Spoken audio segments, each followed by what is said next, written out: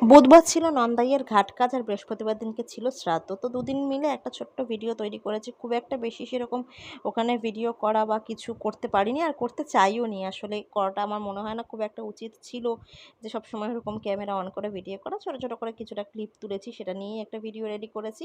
তো এটা ছিল ঘাট কাজের দিনকে সকালবেলা উঠে সমস্ত কাজবাজ সেরে নিয়ে টিফিন করে নিয়ে স্নান পুজো সেরে চলে গেছিলাম দিদির বাড়িতে।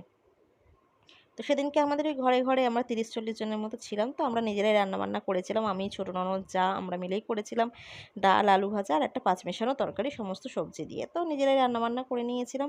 ঘাট কাজের দিনকে ঘাটের কাজ হলো। তো ওখানে আর এই যে পরের দিনকে ছিল শ্রাদ্ধের একটা ছোট্ট আয়োজন করেছিল। কারণ দিদিদের আর কি দুটো ছেলেই এখনও সেভাবে খুব একটা যে নিজের পায়ে দাঁড়ায়। ছোটো ছেলেটা তো উচ্চ মাধ্যমিক পরীক্ষা চলছে।